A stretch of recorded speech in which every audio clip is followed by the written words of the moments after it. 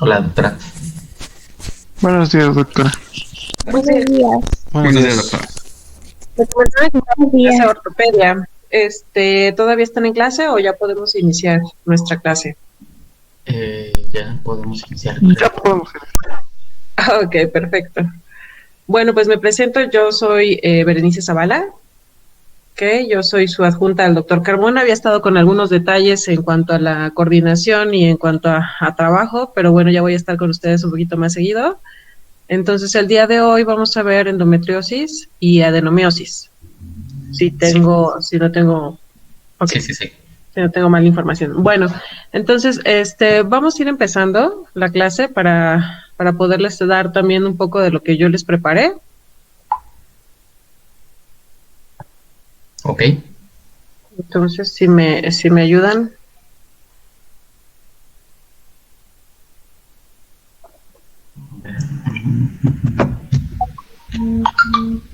Voy. No te preocupes. Presentación. Aquí está.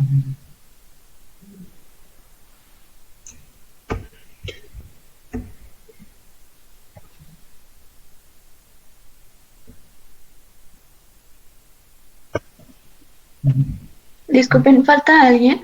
Creo que ya estamos completos, ¿verdad? Sí, creo que sí. Ok, gracias. Es que el doctor Carmona me preguntó.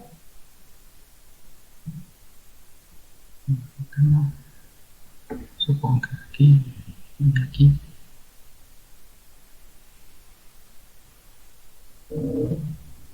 Que ¿sí se está viendo?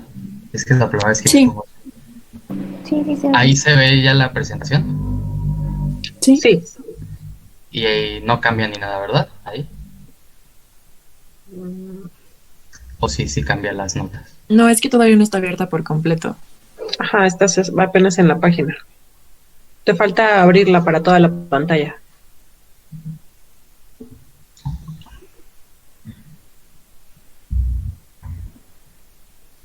Ahí ya se ve. Sí, ya. Sí, ya. ¿Bien? ¿Sí? Sí, todo bien. Perfecto. Bueno, pues nosotros somos el equipo A y les vamos a exponer endometriosis y adenomiosis. Vamos a empezar con endometriosis.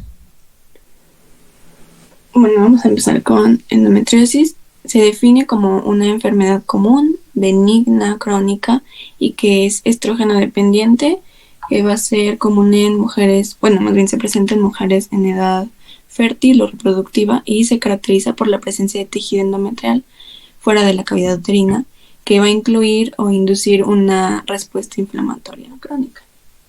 Aquí sí, por favor. Bueno, en cuanto a la epidemiología, los datos de la guía de práctica clínica mencionan que afecta de aproximadamente al 2 al 10% de las mujeres en edad fértil, siendo esta la segunda enfermedad benigna más frecuente tras el mioma. También menciona que el 87% de las mujeres con dolor pélvico crónico presentan endometriosis, entonces es un buen dato clínico para sospechar de esta patología. Y la edad de presentación o el pico de incidencia generalmente es de 20 a 40 años, pero mayor de 25 a 29 años. Dentro de los factores de riesgo, pues número 1 es obviamente ser mujer y estar en edad fértil. La exposición aumentada a estrógenos, esto con una menarca temprana, un embarazo tardío. También por predisposición familiar, menciona la guía de práctica clínica que las mujeres con un familiar de primer grado que hayan tenido esta patología también están más predispuestas a padecerla. La menarca temprana, como ya les había mencionado, menor a 11 años y que tenga ciclos poli e hipermenorrea. Poli menor a 27 días, hipermenorrea mayor de 7 días de duración. Y también menciona que se encuentran factores protectores, todos aquellos los que se disminuya la producción de estrógenos, como el tabaco, el ejercicio, la disminución de porcentaje de grasa corporal, también la multiparidad y la lactancia, o sea, lo contrario a la exposición de estrógenos. La que sigue, por favor. Bueno, ahora hablaremos un poco acerca de la etiología. Tenemos que esta es una enfermedad en la que se desconoce la causa definitiva, pero se han descrito muchas teorías a lo largo de la historia. El problema es que ninguna de estas teorías explica en su totalidad todos los tipos de endometriosis que tenemos. Entonces, hoy en día se cree que es una combinación de varias de estas. Tenemos que la primera teoría es la teoría de la menstruación retrógrada. Seguramente fue la que más encontraron ustedes. Esta fue una teoría propuesta por Sampson en 1927 y es la teoría más aceptada, ya que se puede comprobar esta fisiopatología en el 76 al 90% de las mujeres. Prácticamente lo que lo que estipula esta teoría es que la menstruación se va a volver retrógrada, a través de las trompas de falopio y se va a diseminar el tejido endometrial a la cavidad peritoneal. Posteriormente, estos fragmentos endometriales se van a adherir al mesotelio. Lo vamos a ver más adelante porque aquí existen muchos factores implicados, como son factores inmunológicos, factores hormonales, etcétera. Y básicamente lo que va a hacer es poder adherirse, invadir en las capas y se va a generar una angiogénesis que va a permitir que este tejido se perpetúe. Esta es una teoría que ha tenido diferentes apoyos por otros estudios. Por ejemplo, uno fue por The Who en 1997 y lo que se hizo fue obstruir quirúrgicamente el orificio cervicouterino de unos monos de rhesus y observaron que como no podía salir esa menstruación, pues se volvía retrógrada y se formaban las lesiones. Y se volvió a comprobar por Sanfilippo en el 86, en donde se vio que las mujeres con amenorrea tenían mayor incidencia de esta enfermedad. La segunda teoría es la de la diseminación, también la pueden encontrar como metástasis linfática o vascular. Esta fue propuesta por Alban y Sampson en 1920, y esta teoría básicamente sugiere que la endometriosis es el resultado de la diseminación linfática o hematógena de las células endometriales. Esta es la teoría que puede explicar la diseminación en algunos sitios como son la pleura, el ombligo, el espacio retroperitoneal, las extremidades, etc. Esta teoría, al igual que la de Sampson, pues ha sido apoyada por otros estudios. En este caso fue el mismo Sampson el que apoyó a Alban, porque pudo demostrar la presencia de tejido endometrial en las venas uterinas de las mujeres que tenían endometriosis. Y por último también Hobbs y Bodnik lograron inducir una endometriosis pulmonar en unos conejos inyectando el tejido vía intravenosa. Posteriormente tenemos la cuarta teoría, que es la teoría de la metaplasia celómica. Esta fue propuesta inicialmente por Ivanov y por Meyer, sin embargo después ya hubo muchas personas que le han ido agregando de su cosecha, por decirlo así. Esta teoría básicamente sugiere que la endometriosis va a surgir como resultado de la metaplasia de la serosa peritoneal, ya que este es un tejido pluripotencial que puede sufrir alguna transformación metaplásica por respuesta a algún estímulo inflamatorio o alguna influencia hormonal. Esto básicamente se puede demostrar por la vía de la embriología, ya que el peritoneo pélvico, el epitelio germinal ovárico y los conductos mullerianos pues van a ser derivados de un mismo epitelio celómico. Esta teoría sería la que explicaría la presencia de una endometriosis en los hombres, en mujeres prepuberales, en adolescentes, en mujeres que nunca han menstruado o en sitios de implantación muy raros como las extremidades y la cavidad pleural, pero tiene en su contra la ausencia de endometriosis en otros tejidos derivados de este mismo epitelio celómico. Posteriormente tenemos la teoría de la inducción, que esta es una extensión como tal. O sea, algunos la clasifican como una teoría aparte y otros como una extensión de esta metaplasia celómica. Y básicamente propone que existen ciertos factores hormonales y también ciertos factores biológicos que van a inducir la diferenciación de determinadas células, principalmente del tejido endometrial, y van a generar esta enfermedad. Y bueno, existen otras teorías que son menos conocidas. Una de ellas es la teoría embrionaria mulleriana, que esta básicamente propone que se puede activar la diferenciación celular de algún resto mülleriano debido a una alteración de la organogénesis durante la embriogénesis, y esto, en respuesta a algún estímulo específico, va a provocar la proliferación del tejido. Entonces esta es una de las que puede explicar también la presencia de endometriosis que se reporta en los hombres.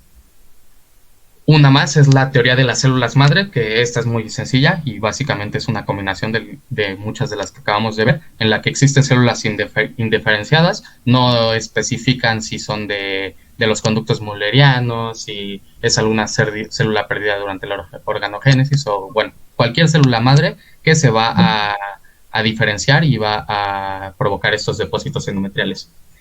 Y por último tenemos una teoría que es la teoría de la disfunción inmune, que esta se refiere a que en presencia de alguna enfermedad autoinmune va a haber una mayor inflamación y va a haber una deficiencia en la eliminación del tejido endometrial, y esto va a promocionar el endometrio ectópico. Sin embargo, esta teoría como tal no es una teoría porque, como vamos a ver más adelante en la fisiopatología, el sistema inmune sí tiene un papel ya establecido en la patogénesis de esta enfermedad. ¿Alguna duda hasta ahorita? No, gracias. No. Perfecto. No, Bueno, la verdad es que va pues, muy bien. Pues ahora vamos a empezar con la fisiopatología ya per se. Tenemos que... Esta es una fisiopatología, cabe recalcar, que es propuesta por Sampson. Entonces es la fisiopatología de la teoría más aceptada, que es la de la sangre, la de la menstruación retrógrada. Lo vamos a poder dividir básicamente en 3 pasos, que son la fase de contacto, la fase de adhesión y la fase de invasión. Sin embargo, aquí, por ejemplo, en esta estrellita, pues es porque aquí es donde posteriormente vamos a aunar un poco más en la participación de las hormonas y del sistema inmunitario. Pero bueno, entonces empecemos con que la sangre menstrual retrógrada, pues principalmente va a actuar como un irritante de las, o sea, ya cuando se va hacia la cavidad peritoneal, por decirlo así, va a ser un factor irritante en esta superficie peritoneal, lo que básicamente va a facilitar la implantación de este tejido en el endometrio. Sin embargo, tenemos otros tres factores o procesos, si lo queremos ver así, que también nos van a ayudar a esta adhesión. El primero es una disminución en la actividad fibrinolítica intraabdominal, principalmente de las células mesoteliales peritoneales, que pues obviamente recubren el peritoneo. Esto lo que va a hacer es que tanto la combinación de el exudado de fibrina que se está generando por esta irritación crónica, como también la disminución en esta actividad fibrinolítica, pues nos va a facilitar la adhesión. Posteriormente, pues también tenemos el factor de crecimiento del endotelio vascular o factor de permeabilidad vascular, que lo que nos va a provocar es un aumento en la permeabilidad vascular y una angiogénesis. Esto, aparte de ayudarnos para la adhesión, también obviamente nos ayuda para la invasión y la proliferación, porque es lo que le está dando ese aporte sanguíneo a este endometrio ectópico. Y por último tenemos la acumulación de los polimorfonucleares. Encontré que esta acumulación pues es un proceso que se ve momentáneamente, sin embargo sí va a afectar, porque lo que van a hacer estos polimorfos es que se van a acumular en el peritoneo, y van a producir diferentes enzimas proteolíticas y especies reactivas de oxígeno, lo que básicamente pues va a facilitar nuevamente la adhesión, porque van a empezar a degradar las capas uterinas o peritoneales, y van a permitir que esto se adhiera a ellas. Dentro de esta misma fase de adhesión, se me había mencionado, les puse cada como proceso con un color para que vean a qué fase corresponde, aunque estas últimas pues también se podrían considerar de la de adhesión. Y bueno, tenemos que para ya esta fase, pues existen muchas moléculas que se han estudiado, que se ha buscado su participación dentro de la fisiopatología de esta enfermedad, y las que se han estudiado recientemente, porque se cree que son las que tienen el papel más importante, son el ácido hialurónico y la CD44, que es el principal receptor del ácido hialurónico. Entonces aquí es muy sencillo, podemos ver que el ácido va a producirse por el mesotelio peritoneal y el CD44 se va a expresar en el estroma endometrial. Entonces pues ya si tenemos si tenemos una parte y tenemos la otra, pues simplemente se unen y facilita esta adhesión. Y bueno, por último tenemos la fase de invasión, en la que el tejido endometrial pues ya va a invadir la matriz extracelular peritoneal, y esto va a ser gracias a las enzimas metaloproteinasas, que son las MMPs, y dentro de estas van a destacar una familia que son las endopeptidasas zinc dependientes. Estas van a ser responsables de la degradación de la matriz extracelular, ya que van a degradar tanto colágena, proteoglicanos, laminina, fibronectina y elastina. Y en este mismo punto, para la proliferación y la invasión, van a actuar también algunas hormonas. La principal va a ser la aromatasa, que es P450, y la deshidrogenasa de 17 beta hidroxiesteroide de tipo 1. Esto del tipo 1 es muy importante porque de hecho existe una deficiencia de la tipo 2, que es la reguladora de hormonas. La vamos a ver en las próximas diapositivas. Y a grandes rasgos, para dejarlo aquí así simple, esto nos va a provocar la proliferación. ¿Alguna duda hasta ahorita? No, ninguna. Muy claro. Perfecto. Bueno, ahora vamos a hablar acerca de esa dependencia hormonal. Tenemos que, pues esta dependencia hormonal básicamente se va a deber a un proceso, ahí se me olvidó cómo se llama, un ciclo vicioso. Porque esto, como ya vimos, endometrio ectópico pues va a expresar la aromatasa y también la deshidrogenasa de la 17 beta hidroxiesteroide de tipo 1, que estas básicamente, como ya lo hemos visto, son las que van a convertir la androstenediona en estrona y la estrona en estradiol respectivamente. En estas lesiones, como vamos a tener este aumento de estas dos hormonas y aparte vamos a tener la deficiencia de la deshidrogenasa tipo 2, que nos va a desactivar estos andrógenos, pues vamos a tener que se va a favorecer un ambiente estrogénico que va a iniciar este ciclo vicioso, porque tenemos que la prostaglandina E2 principalmente pues va a ser un inductor muy potente de esta aromatasa en las células endometriales, principalmente en estas hipóxicas, que son las del endometrio ectópico, y se va a producir, por este aumento, se va a producir un aumento de el estradiol, que a su vez va a hacer una retroalimentación positiva y va a estimular a la ciclooxigenasa de tipo 2, y esta nuevamente pues se va a producir la prostaglandina E2, se vuelve a estimular la aromatasa y así se genera este ciclo vicioso. Entonces, a grandes rasgos, pues va a ser la dependencia hormonal de la que se habla en esta enfermedad. Y ya por último, de la fisiopatología, pues vamos a tener a los factores inmunológicos. Se ha visto que en la cavidad endometrial, en esta enfermedad, pues van a estar tanto disminuidos, bueno, no disminuidos, sino afectados la inmunidad celular como la humoral. Y esto se debe a que, por ejemplo, nos centramos en la inmunidad celular, pues tenemos a los macrófagos que normalmente pues van a actuar como fagocitos, y lo que van a hacer es regular o suprimir la proliferación de cualquier tejido, en este caso en la cavidad peritoneal. Sin embargo, se ha visto en algunos estudios in vitro que en las mujeres que presentan endometriosis, estos macrófagos no nos van a servir para fagocitar, y contrariamente van a fomentarnos la proliferación del tejido. Entonces podemos ver que básicamente no se debe a una deficiencia en el número de estos, sino a una deficiencia en la función de estos. Lo mismo exactamente nos pasa con los linfocitos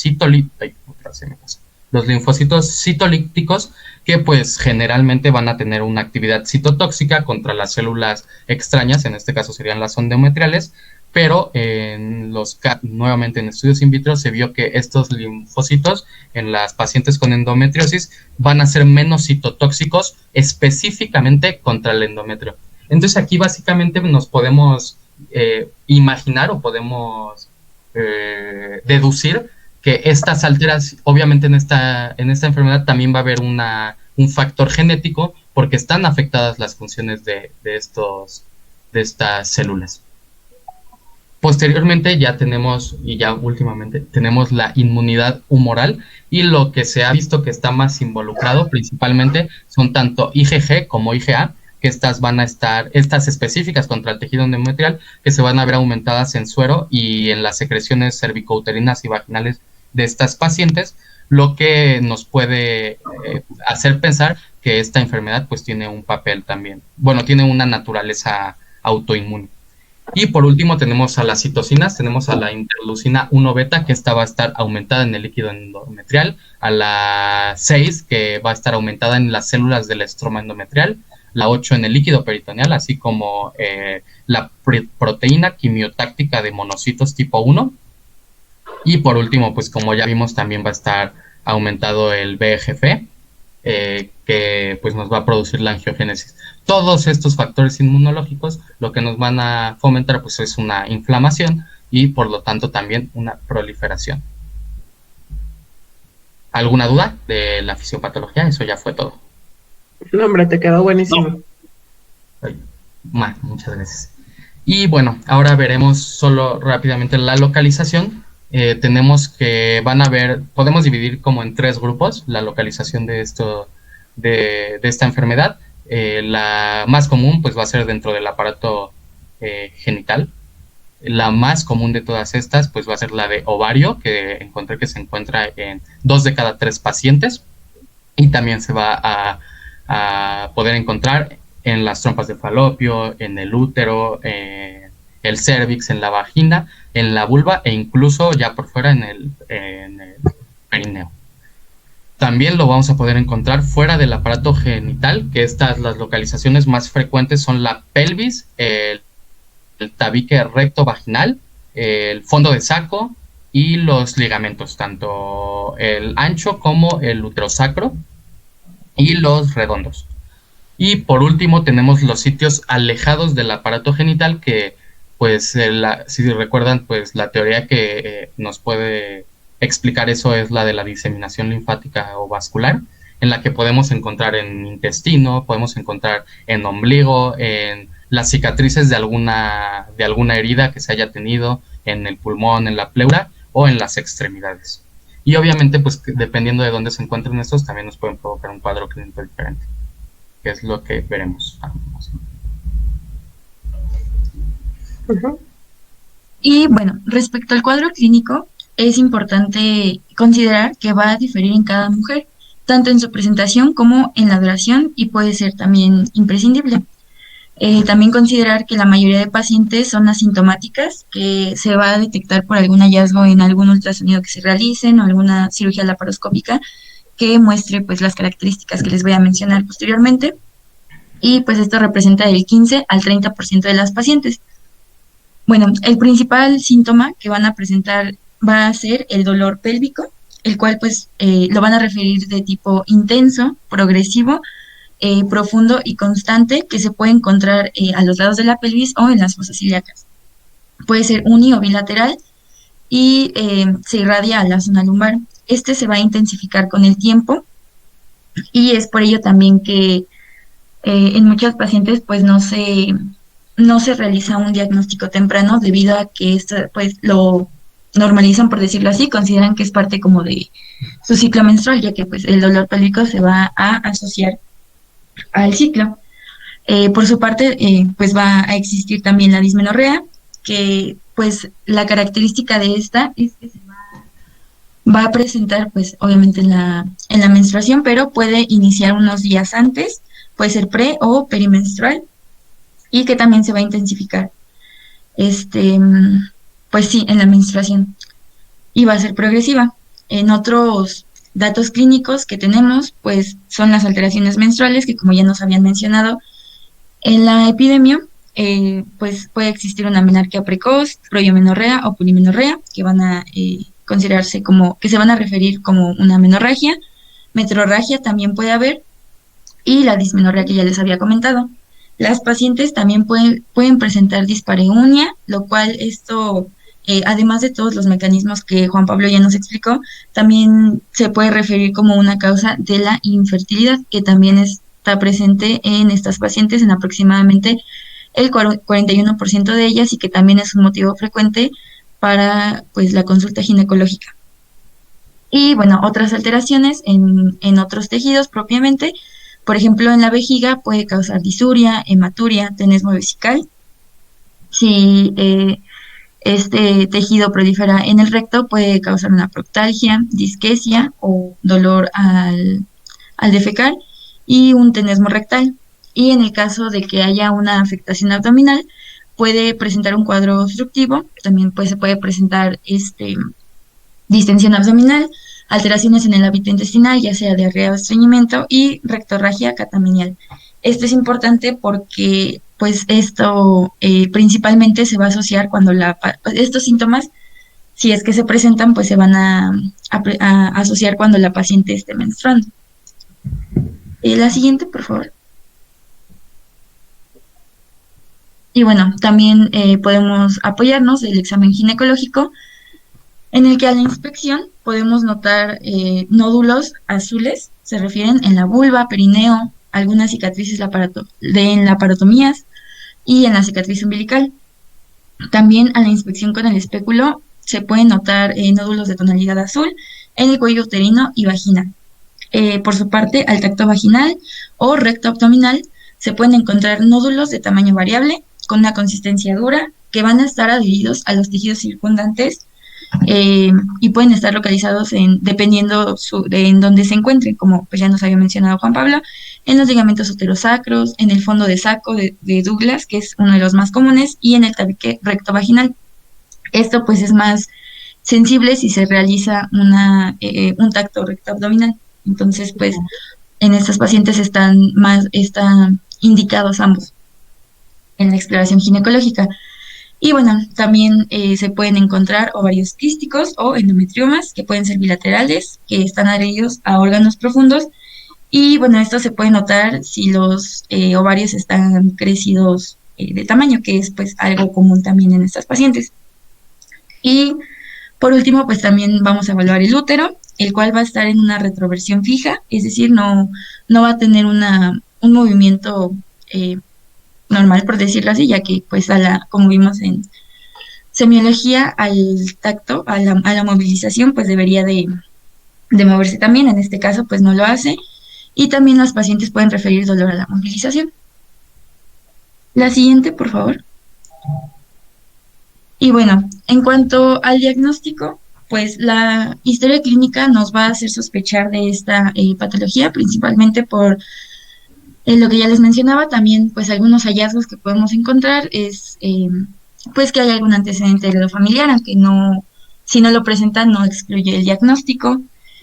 También los antecedentes ginecobstétricos para saber las características de su menstruación y por ejemplo, en este caso, si hay alguna afección en cuanto a los antecedentes ginecológicos también. El principal motivo por el que asisten es el dolor pélvico, así que debemos de realizar una adecuada y completa semiología del mismo para poder determinar qué se asocia a la menstruación, o incluso pues realizar el diagnóstico diferencial de la misma. Los problemas de infertilidad, si es que lo presenta, o incluso, como les mencionaba también, algunas pacientes pues acuden porque es un hallazgo en algún estudio que se realizaron y que pues las refirieron que fueron referidas para un adecuado manejo. Y por su parte también pues complementar estos datos con la exploración física, que pues son los hallazgos según la ubicación y el tamaño de las lesiones que ya les comentaba. Entonces, posterior a ya tener la sospecha diagnóstica, el primer estudio que se realiza es un ultrasonido transvaginal, el cual resulta adecuado para evaluar las características pues de estas lesiones tiene una alta sensibilidad y especificidad y permite pues también una amplia exploración tanto de la cavidad pélvica como de las otras estructuras ginecológicas.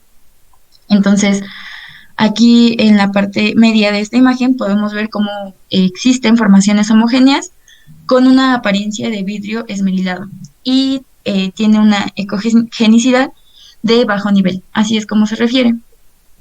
Y bueno, posterior a que ya tengamos pues el estudio, y que ya pues tengamos una alta sospecha de endometriosis, se puede realizar, bueno, se puede indicar una laparoscopía. Ya esta pues va a representar el estándar de oro, ya que mediante ella se pueden visualizar directamente las lesiones y también se van a diferenciar tanto de tamaño como de color, pero lo más común es que se presenten estas lesiones que en aspecto de quemadura de pólvora, que son como las que están en medio de la imagen, si me pudieras ayudar a señalarlas. Y pues bueno, esto va a indicar que existe este tejido endometriósico y dependiendo pues en dónde se localice es como se puede realizar el diagnóstico. Y pues le puedes dar a la siguiente, por favor. Bueno, esta igual son imágenes. La primera, la A, es la de el endometrioma que les comentaba. La B se puede realizar, bueno, la B y la C no están indicadas como de rutina, pero pues si se realizan, se pueden encontrar, por ejemplo, en la B, que es una ecografía Doppler, un aumento en la vasculatura, que esto pues también puede señalar una malignidad, y en la C, una resonancia magnética, en caso de que no se encuentren estos hallazgos en el ultrasonido, pero pues es lo menos común. Realmente no se indica de rutina. Y pues también es importante mencionar que en estas pacientes se retrasa el diagnóstico. En la literatura se refiere de 4 a 11 años desde el inicio de los síntomas, debido a que no existe una prueba patognomónica o un biomarcador para detectar la enfermedad. Algo que no coloqué porque no consideré como muy importante es que en esta enfermedad también se puede elevar el marcador CA 125 sérico. Sin embargo, no es específico ni sensible para esta enfermedad, ya que otras patologías como la adenomiosis o incluso el cáncer de ovario lo presentan. Entonces no es específico, y esto pues como les mencionaba puede retrasar la enfermedad, así como la diversidad de los síntomas de las pacientes, y como también les mencioné al principio que estas lo consideran como una respuesta normal o fisiológica en la menstruación, y es por ello que se alargan el diagnóstico en las mismas, y pues también por ello considero importante pues conocer bien y realizar una adecuada historia clínica que nos oriente a el diagnóstico y no retrasar más, ya que pues también esto afecta la calidad de vida de las pacientes. La siguiente, por favor.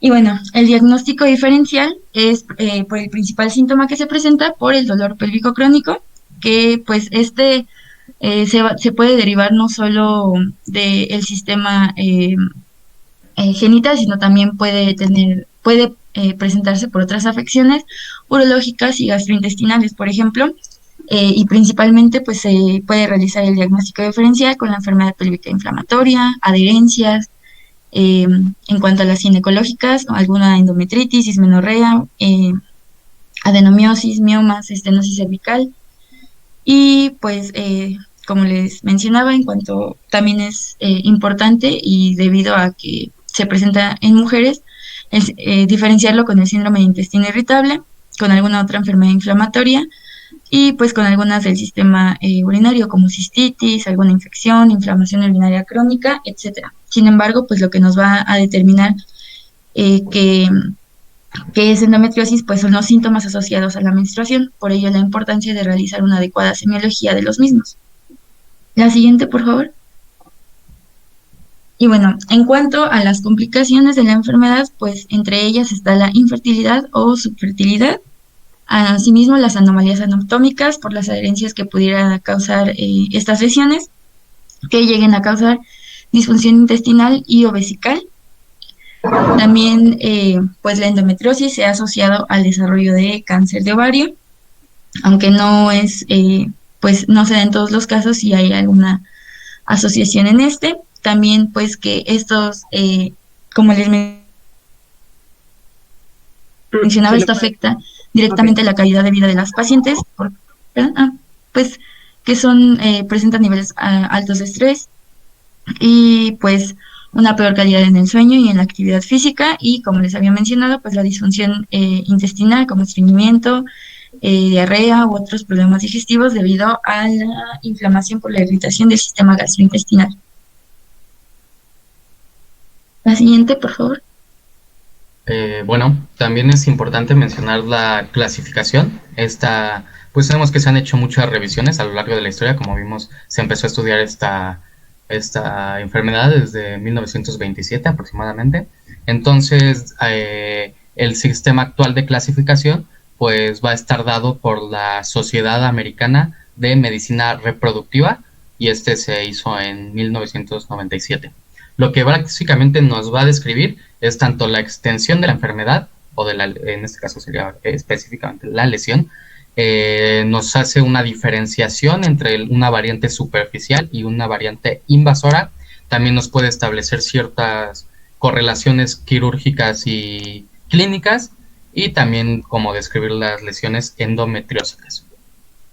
Y bueno, básicamente como pueden ver, este es el inicio, ¿no? Entonces, obviamente el nombre de la paciente, fecha, cómo se vio, cómo se hizo la observación de estas lesiones, la laparoscopía, la partomía, el tratamiento recomendado, aquí también se pone el pronóstico, y aquí está la clasificación como tal, pero antes de ver los puntajes, pues veremos cómo se sacan. Entonces vamos a tener primero que vamos a tener ciertas estructuras. Por ejemplo, aquí está el peritoneo y el ovario. Vamos a ver si esta lesión es superficial, por ejemplo, el apartado de ovario.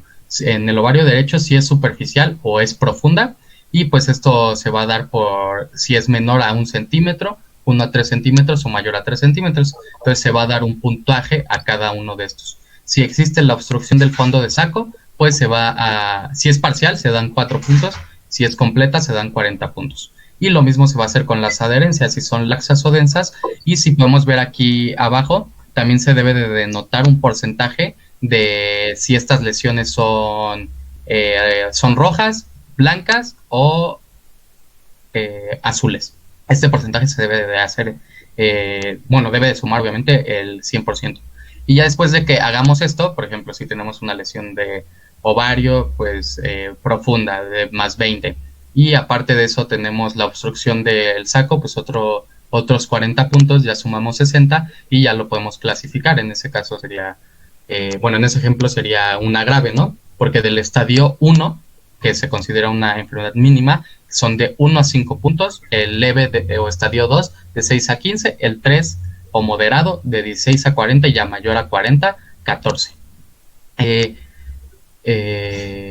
También tenemos la localización, tenemos que describirla. Sin embargo, esta es una de las limitaciones que tiene esta clasificación y que no se ha actualizado, que es que, como ya vimos, existen muchas localizaciones en el cuerpo de esta enfermedad. Entonces, en esta solo nos describen las trompas de falopio, los ovarios, si existe así como en el peritoneo, etcétera. Pero bueno, el punto es que se queden con esto para la clasificación, que sumen los puntos y lo clasifiquen. Y bueno, ya por último vamos a pasar al tratamiento. Y como primera línea se utilizan los AINES, cualquier AINE, pues para el manejo del dolor. La guía de práctica clínica menciona el ibuprofeno en una dosis de 600 miligramos por día, que se debe iniciar 48 horas antes del primer día de sangrado menstrual hasta la ausencia de sangrado. Asimismo, también menciona la terapia hormonal como primera línea, y esto tiene como objetivo de tener el crecimiento de tejido endometrial que es dependiente de estrógenos. Esto no va a resolver la enfermedad, pero sí va a ayudar a disminuir el dolor. Y esto se consigue con la supresión de la función ovárica por aproximadamente 6 meses. Y para eso se pueden utilizar fármacos hormonales como pueden ser los anticonceptivos orales combinados, los andrógenos, las progestinas y los agonistas de la GnRH. Todos estos son igualmente efectivos, pero van a diferir en sus efectos secundarios y en los costos. Los anticonceptivos orales combinados son los de primera línea para el tratamiento. No. Los de primera línea, ¿cuáles son? Aquí lo pusiste. Porque esa es pregunta de examen, de hecho. ¿No son los combinados? No, los de primera línea son los AINES. Ah, sí, perdón. Ajá, los AINES. Ajá. Y de segunda línea nos vamos con todos los hormonales, incluidos los anticonceptivos combinados. Sí, perdón. De los hormonales, los de primera línea van a ser los combinados. De los hormonales, sí, ¿sale? Sí. Y de segunda línea van a ser y ahí lo tienes en tu diapositiva. Son los progestágenos. Exacto. Para los...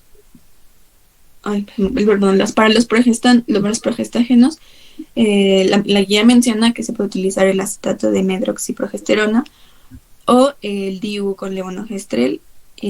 También tiene buenos efectos para el tratamiento del dolor. Los que seguirían son los análogos de la GnRH. Sin embargo, estos no deben ser indicados por más de 6 meses. Además de que deben ser complementados a partir de los 3 meses con también tratamiento de estrógenos. El danazol, por ejemplo, es un andrógeno sintético, pero tiene un impacto desfavorable en las concentraciones circulantes de lípidos, además de sus efectos secundarios androgénicos, por lo que no es tampoco muy...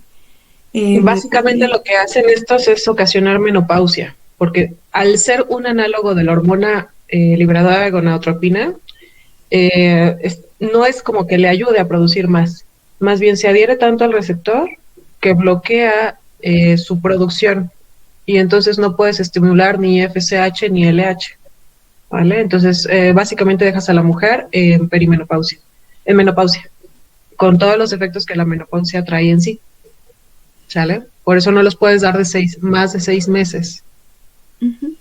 De la menopausia, el que más le tememos digamos, el efecto secundario de la disminución de los estrógenos en sangre, al que más le da como el peso o el valor, es a la disminución de la captación de calcio a nivel del hueso, de la reabsorción, y aumenta la reabsorción del hueso. Entonces induce una osteoporosis, osteopenia, y eso es a lo que más le tememos al dar un análogo de la hormona liberadora de gonadotropina, ¿vale? Entonces, por eso ustedes no usen esas cosas. Nada más sepan que existe. Sí. ¿Okay? También otros medicamentos que disminuyen la densidad mineral ósea son los inhibidores de la aromatasa, como el letrozol. Entonces, me imagino que ese tampoco se debe utilizar. Sí se usa, pero en casos muy severos, ¿ok? La que sigue, por favor. Y para el tratamiento quirúrgico, se debe indicar cuando el manejo médico ha fallado, y sobre todo en las pacientes que ya no desean fertilidad futura. Lo que se recomienda es una cirugía laparoscópica y ablación de los implantes, de las lesiones endometriósicas.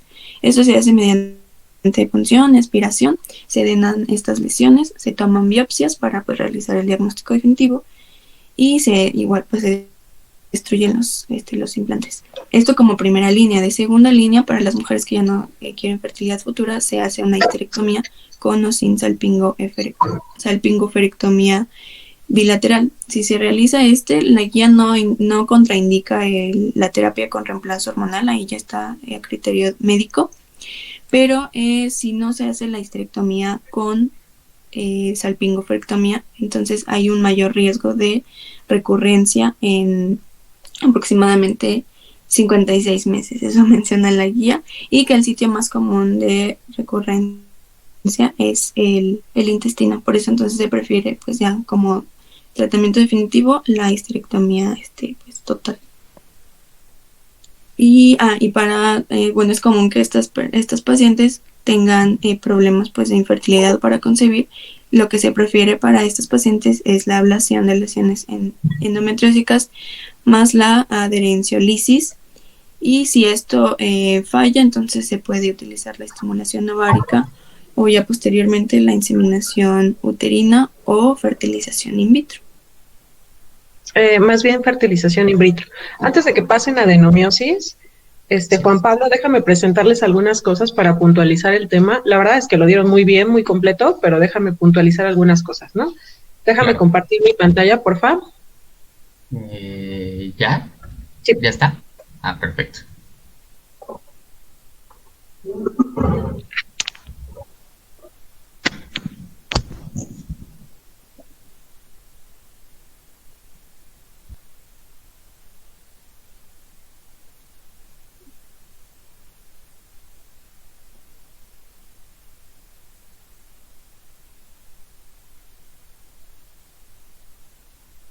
¿Ahí me están viendo?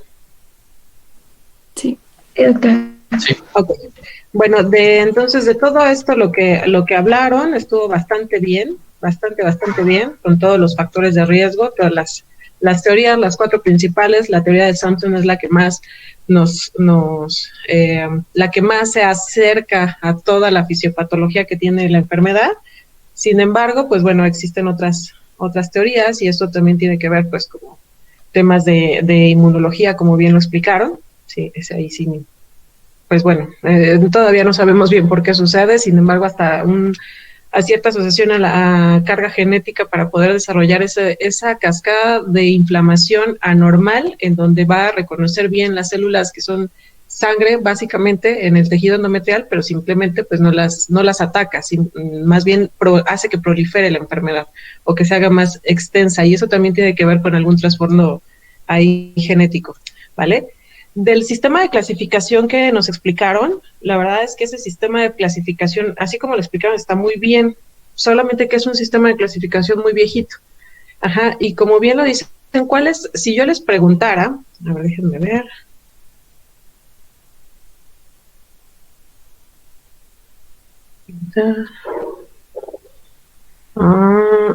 Si yo les preguntara, a ver, Brenda Ortiz. Sí, doctora. Si yo les preguntara cuál es la finalidad, o más bien cuál es el gol estándar para diagnosticar la endometriosis, ¿cuál es? ¿Tú cuál me dirías? ¿Laparoscopía? No. Sí, bueno, el gol estándar lo tiene que evidenciar un estudio de patología. Entonces, nuestro gol estándar siempre en este caso va a ser una biopsia del tejido, ¿vale? Ahora, ¿cómo vamos a llegar a una biopsia del tejido? Pues visualizándolo. Y lo más conveniente para evitar diseminación de la enfermedad en la pared abdominal o en los demás tejidos es una laparoscopía, ¿ok? Entonces, bueno, siempre nuestro gol estándar va a ser una biopsia del endometrio, ¿sale? ¿Por medio de qué? ¿Cuál es la mejor técnica quirúrgica? Una laparoscopía. Y dependiendo de esa laparoscopía, nosotros vamos a estadificar la enfermedad. Como bien lo platicaron, a ver, Fátima. Como lo platicó Juan Pablo, perdón, me estoy aprendiendo sus nombres, Fátima. Sí. ¿En qué año se creó este sistema de clasificación por la Sociedad de Medicina Reproductiva Americana? Y lo dijo Juan Pablo, Vamos a ver qué tan despierta estabas. Sí, no me acuerdo, me parece que en el 58. Es una clasificación sumamente viejita, ¿sale? Y se hizo una revisión en 1996 en donde uno de esos puntos o cada puntuación que le daban a través de una laparotomía o una laparoscopía le va a dar una categoría a la enfermedad, ¿sale? Y entonces tenemos una enfermedad mínima, una enfermedad leve, una enfermedad moderada. Ahí sí están viendo mi pantalla, ¿verdad? Sí. Ok. Mínima, leve, moderada y una severa. ¿Ok? Y aquí puntualizo otra cosa que dijeron, que sí es muy importante que lo sepan. Casi el 60% de las pacientes van a elevar CA 125 con una enfermedad mínima.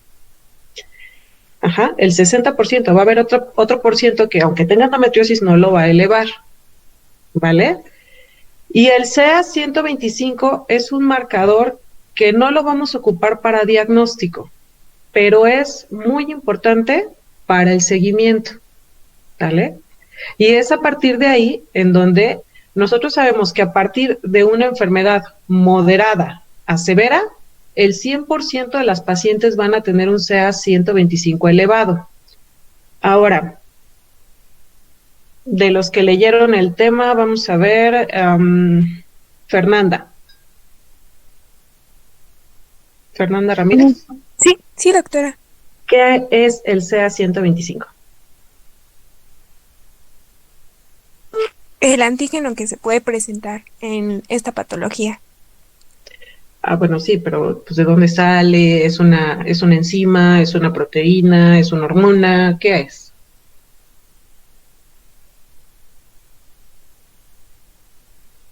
¿Alguien lo leyó? Yo, es una proteína que está relacionada con el cáncer de ovario. ¿Alguien más? Un marcador tumoral. Un marcador tumoral. ¿Alguien más? ¿Por qué se vuelve un marcador tumoral? Bueno, les explico. El CA 125, ahí está en la diapositiva, es un antígeno que se expresa en las glucoproteínas, o sea, más bien en la membrana de aquellos tejidos que tienen serosa, ¿sale? Se puede expresar en la pleura, se puede expresar en el ovario, se puede expresar incluso en el útero, cuando está comprometida la serosa del útero, ¿vale? En todos los lugares en donde se generó epitelio celómico. Y entonces cuando empieza a haber una destrucción o una inflamación de estas capas, se libera y por eso se eleva en sangre. Es por eso que cuando tenemos una enfermedad mínima, que inflama la serosa del ovario, puede estar expresada. Y cuando se inflama todo, que ya todo es un desastre en la endometriosis, pues se eleva más. Y se eleva en el 100% de las pacientes porque compromete la serosa. No es específico para diagnosticar endometriosis, pero nos guía para saber su progresión de la enfermedad o no, ¿sale? Ahora, ¿cuál es el nivel que nosotros debemos de tener en cuenta para una endometriosis? Llega su paciente a la consulta y entonces ustedes están haciendo semiología, ¿no? Del ciclo menstrual. A ver, José Alberto López, ay, no inventes, te llamas igual que mi esposo, Alberto López, no puede ser. Bueno, Alberto López, ¿estás ahí?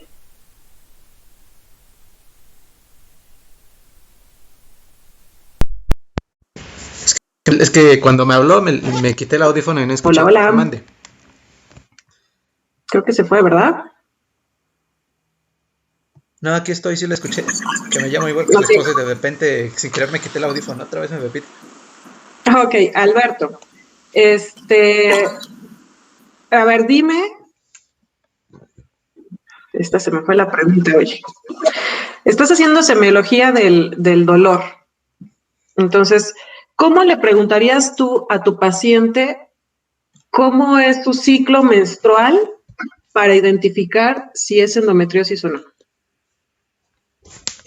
Sería en función de la cantidad y de la frecuencia. Y desde cuándo y si siempre había sido así, si siempre había sido de igual cantidad y de igual frecuencia, o si existió un cambio y hace cuánto. ¿La endometriosis te altera el ciclo menstrual?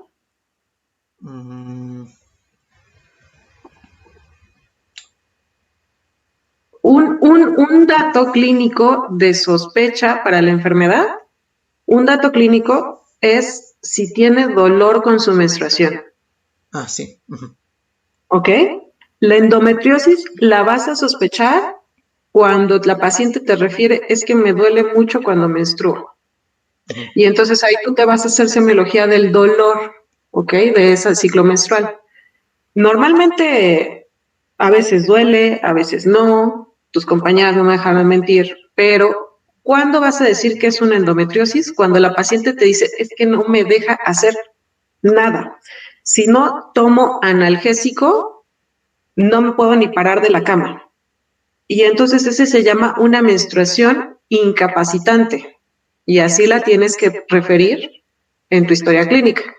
¿Vale? Entonces, cuando la paciente te dice eso, sospechas endometriosis. ¿Ok? Y entonces te vas a hacer toda una batería de estudios, porque no de entrada a todas les vas a hacer una laparoscopía, esa es la realidad, sino que te vas a hacer un ultrasonido para ver si hay un endometrioma y, ¿por qué no pedirle un CA 125? ¿Okay? Porque no es sensible para endometriosis, también salen otro tipo de tumoraciones.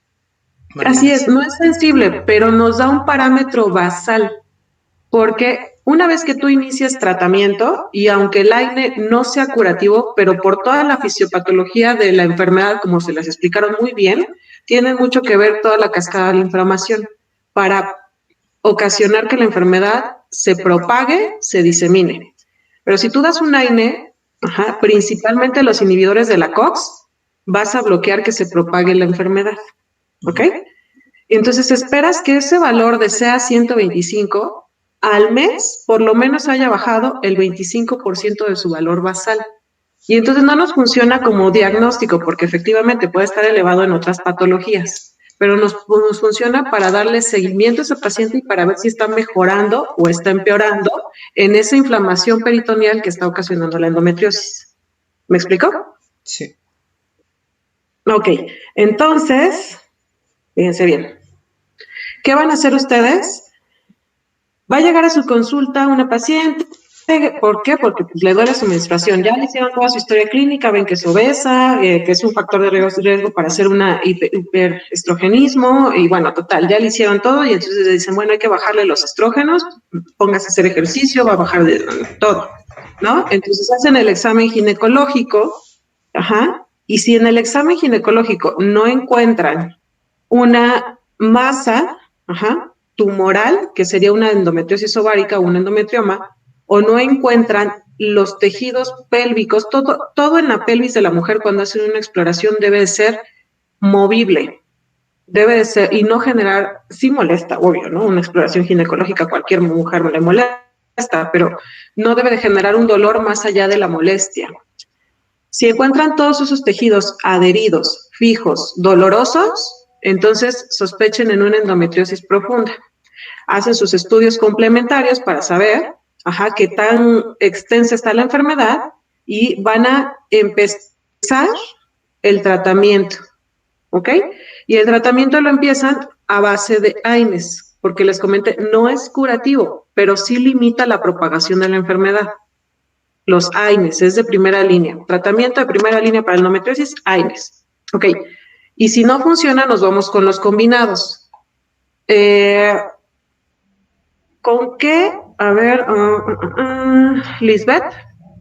No, tú diste la presentación, tú no. Natanael. Nathaniel, así se dice, Nathaniel. Urrutia.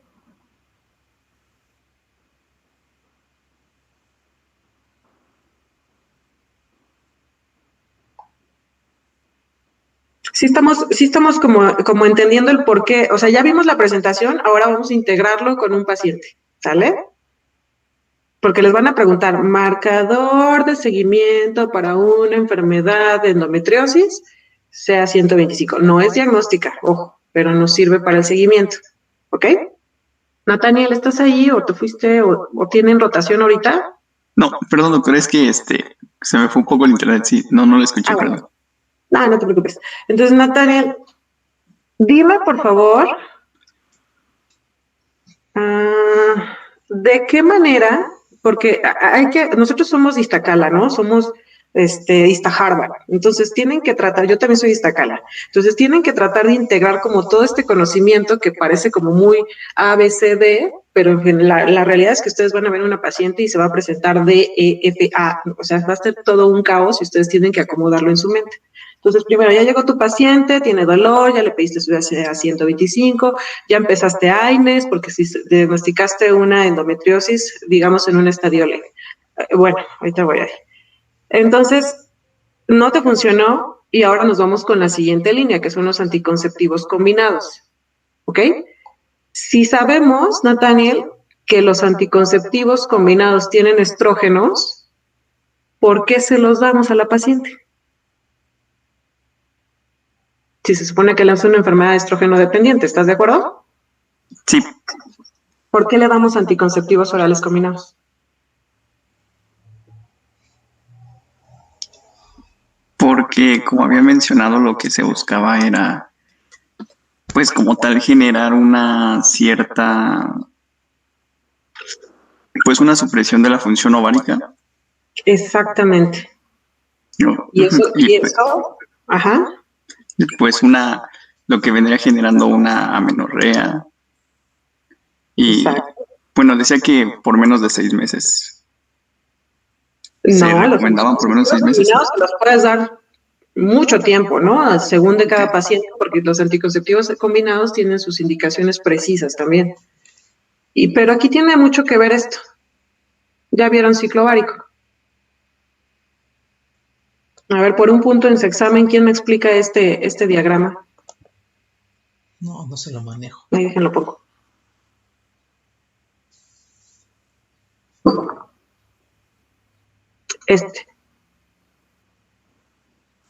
¿Cuál de todos? ¿Esa nada más ese punto? ¿El queso ovárico? Este es el ciclo ovárico, así es, explícamelo. Ah, ok. Bueno, pues durante la primera etapa de este ciclo ovárico, pues se da una elevación progresiva de los niveles de estradiol, que sería pues nuestro estrógeno. Esa fase llega a un pico cercano al día en que se presenta pues la ovulación, para después ceder, o bueno, suprimirse, pues porque ha llegado ese pico, y dar paso a una segunda fase en la que ya es un ciclo ovárico bimodal, que es predominantemente... Perdóname que te interrumpa, Rodri. ¿Qué hace estas hormonas en específico, las hormonas ováricas, qué hacen sobre el endometrio? ¿Prepararlo para la gestación? Sí, pero ¿de qué manera? O sea, eso es muy burdo, doctor. Lo engrosan, por decirlo así. No. Hacen unos cambios en la arquitectura. ¿Cómo? Vascular. Estimulan el crecimiento de los vasos espirales, me parece que se llaman. Arterias espirales.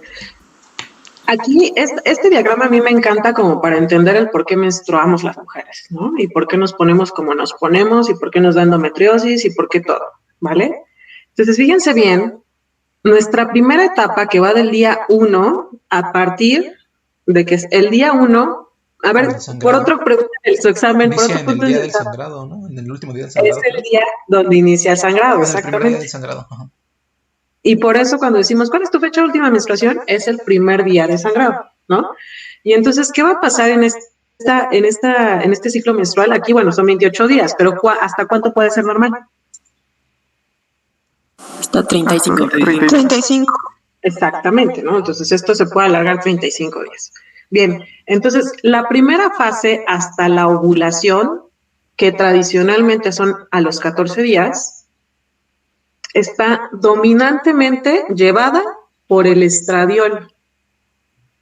¿Y qué va a pasar en el endometrio a causa del estradiol? El estradiol nos va a favorecer factor de crecimiento vascular, que es el BFG tipo 1 o tipo 2, que también se expresan en el embarazo cuando están en la placenta, es muy importante. Entonces va a hacer que aumente y crezcan las arterias espirales en esta etapa.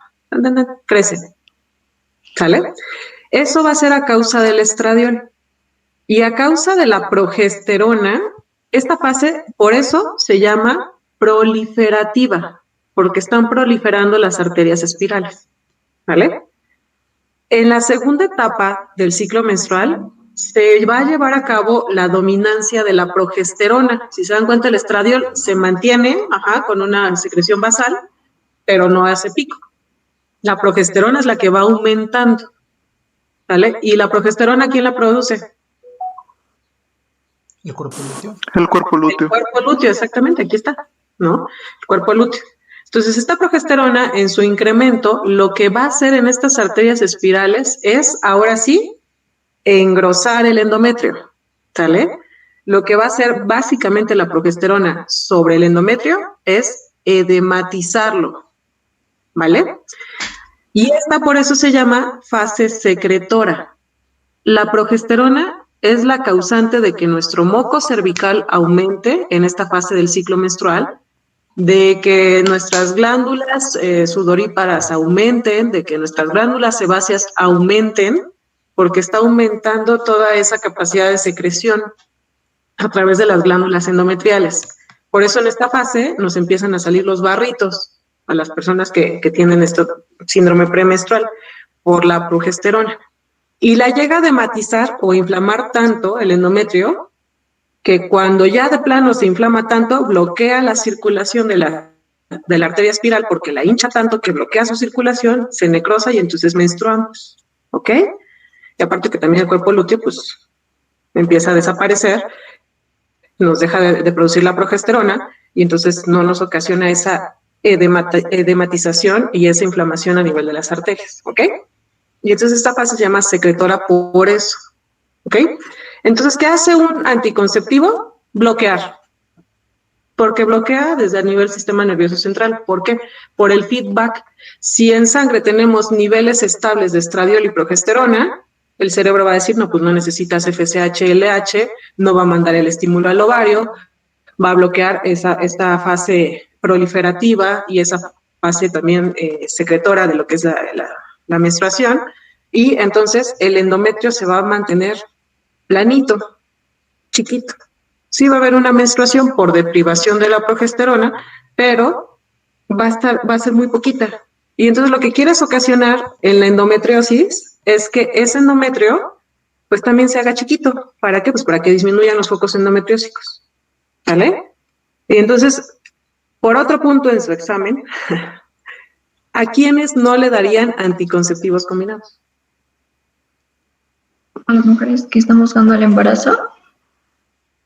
No, bueno, si está embarazada ya la curaste de endometriosis, mujer, porque pues, también ahí estás haciendo una deprivación de todo esto. No, que esté buscando el embarazo, por ejemplo, que acuda a consulta por infertilidad y ella quiere embarazarse. De hecho, le tienes que ablacionar los focos endometriósicos y empiezas con anticonceptivos combinados, no te funcionan, progestinas no te funcionan, entonces ya te vas con análogos de las prostaglandinas, con análogos de la GnRH. Entonces, esas mujeres que tienen infertilidad por endometriosis tienen que cursar todas esas fases. ¿Me explico? O sea, sí se los das. ¿Para qué? Para que en algún futuro no muy lejano se pueda embarazar. ¿Sale? ¿A quiénes no le darían anticonceptivos combinados? Pacientes que presenten los riesgos, que tengan riesgos de tromboembolia. Exacto. Entonces tengan mucho cuidado porque es que quiero un método para cuidarme, ¿no? Y entonces llega su amiga la gordita y le dan y le trombosan la pierna, ¿no? Pacientes que tengan lupus, síndrome de anticuerpos de fosfolípidos. Entonces hay que ser muy cuidadosos y selectivos con quién le dan información. No sé si han platicado, hay una cosa que se llama criterios de elegibilidad de la OMS. ¿Lo han escuchado? Sí. De hecho, hay una aplicación, la descargan en su celular, ¿no? Entonces, ahí ustedes ponen, no, pues que las características de las pacientes y les dicen cuál es el anticonceptivo más adecuado para esa paciente, ¿vale? Para evitar eso, que se puedan generar eventos trombóticos, ¿vale? Bueno. ¿Cómo se llama? Criterios de elegibilidad de la OMS. No sé, sí, pero la... Así se llama. Ah, gracias. Sí. Viene como eye contraception. Bueno, también. Contraception te puede ayudar también. ¿Sale? Ahora ya entendimos cuál es el mecanismo fisiopatológico de los anticonceptivos combinados. Van a bloquear a nivel hipoficiario, LH, FSH, esto se va a aplanar y entonces el endometrio no va a crecer tanto y entonces la endometriosis se tiene que limitar. ¿Vale? Ok, bueno, no funcionó. ¿Qué le damos? Simulamos una menopausia. ¿Sale? ¿Por qué? Porque la menopausia ustedes saben que es una disminución de los estrógenos total. Y si no hay estrógenos, no va a haber proliferación del endometrio. Y si no hay endometrio, no va a haber endometriosis. Habitualmente cuando llegamos a análogos de la GnRH o a análogos o más bien androgénicos, cuando llegamos a este punto es porque estamos tratando de limitar la enfermedad para posteriormente hacer una cirugía y poder hacer ablación de todos esos focos endometriósicos y que la mujer se pueda embarazar. ¿Vale?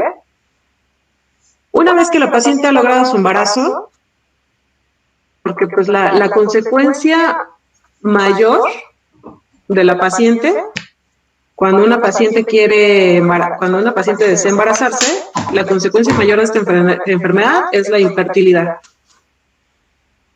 Eso se toma por primera en todos los estudios, ¿no? Como segunda es el dolor, ¿sale?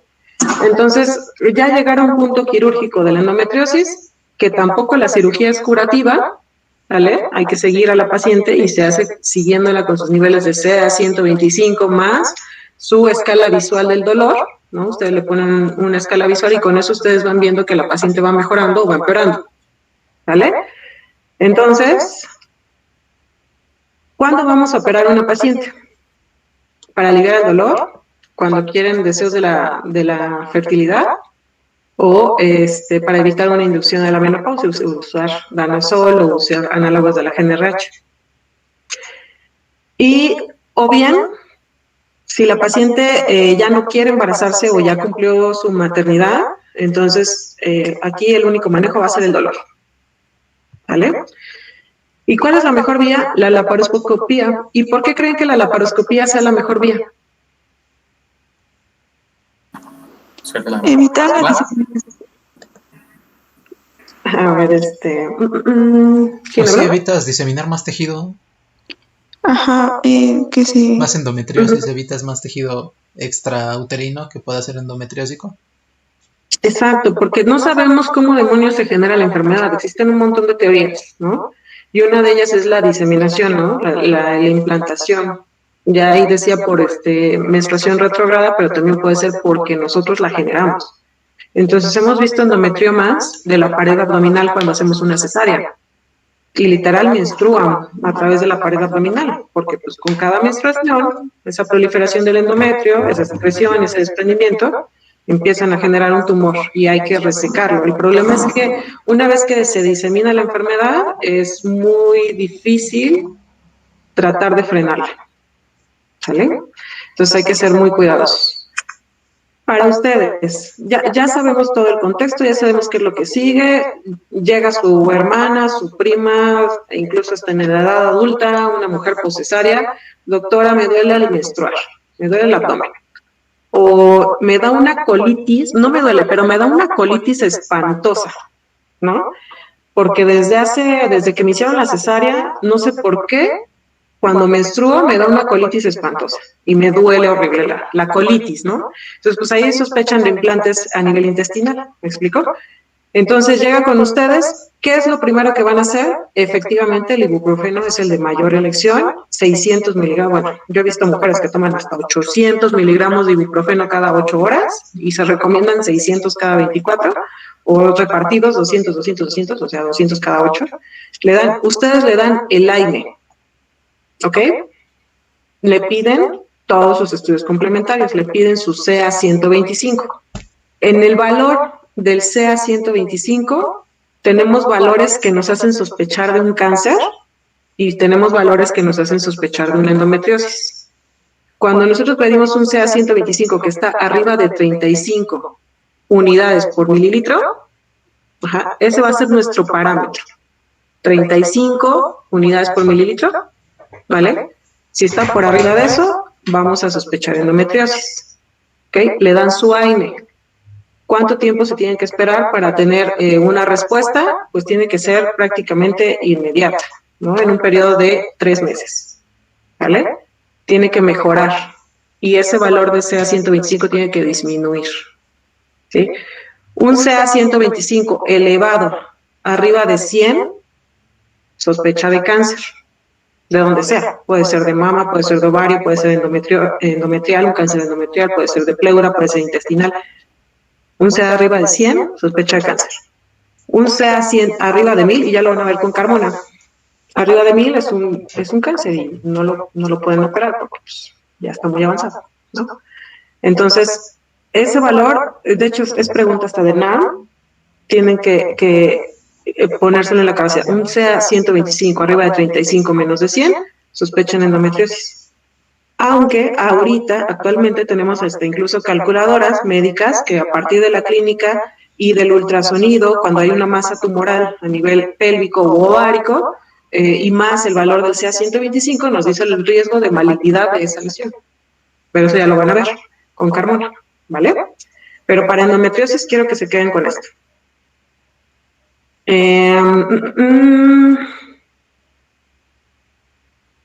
La endometriosis puede ser catastrófica cuando es severa.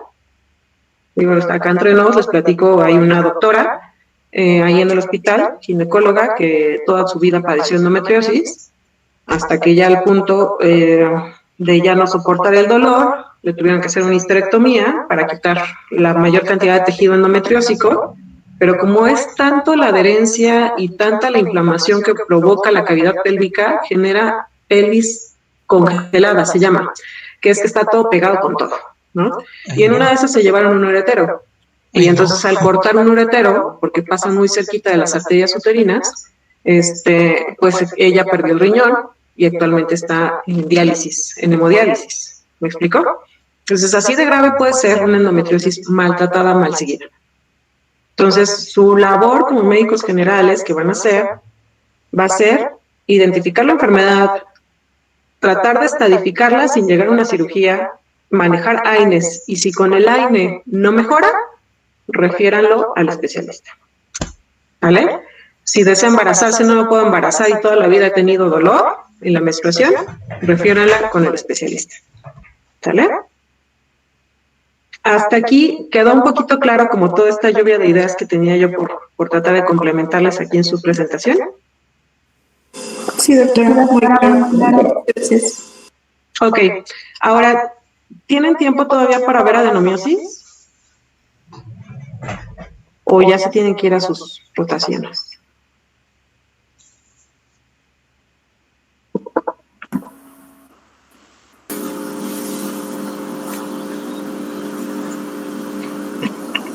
Hola, hola. ¿Nos aventamos a adenomiosis o se van a sus rotaciones y mañana vemos adenomiosis?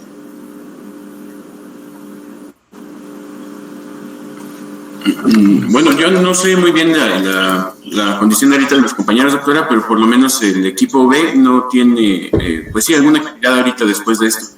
No sé la situación de mis compañeros. Tampoco el equipo B. El equipo C tenemos clase a las 12, si dura más de 2 horas. ¿O No, es más rápido que endometriosis, de hecho. Bueno. Sí, es lo mismo, pero para dentro del útero ya. Exacto. Para fines prácticos. Pero bueno, pues vamos a darle 15 minutos a esta presentación, que no tiene más de eso. Si quieren presentar, déjenme dejarme presentar acá. Ok. Para acabar el temario bien, ¿vale? Sí, doctora. Gracias, doctora.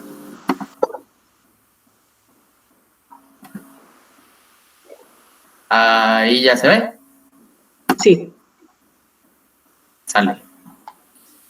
pues ahora viene adenomiosis. Entonces, y bueno, como bien lo mencionó la doctora ahorita, la definición se define como una enfermedad benigna caracterizada por la aparición de tejido endometrial dentro del miometrio.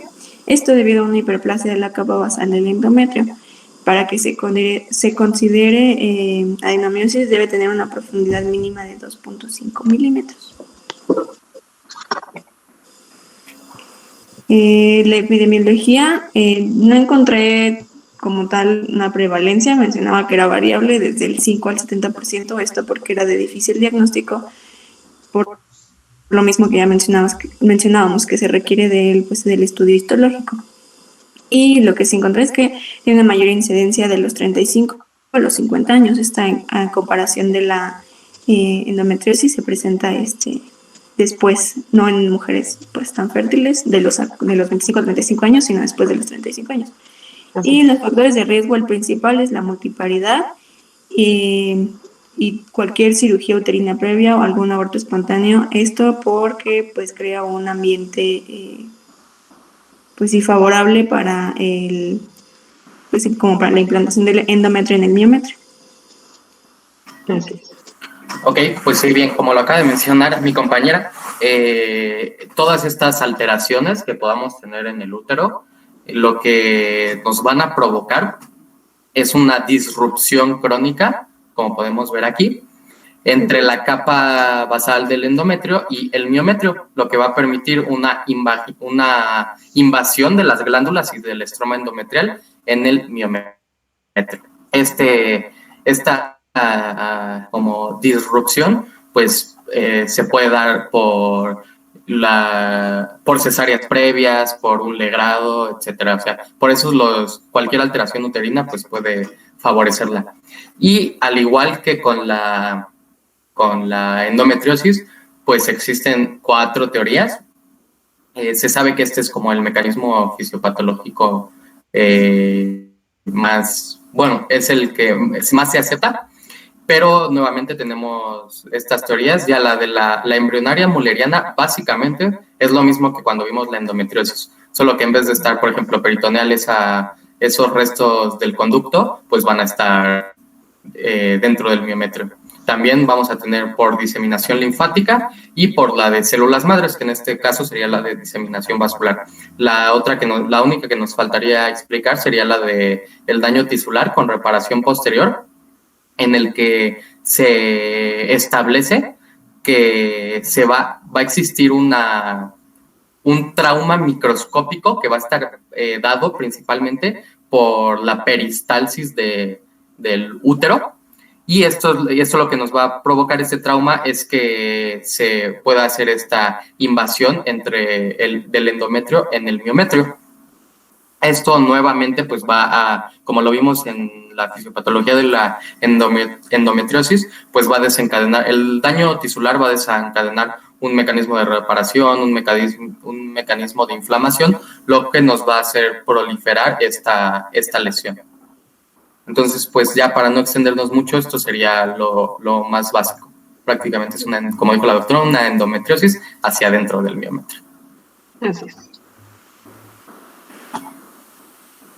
Y al igual que en endometriosis, del 30 al 50% de las pacientes van a ser asintomáticas. Incluso, se refiere que el cuadro clínico es complicado por la variedad de condiciones ginecológicas que comparten los signos y síntomas, por lo cual también se deberá de realizar una historia clínica adecuada, enfatizando en los antecedentes gineco-obstétricos.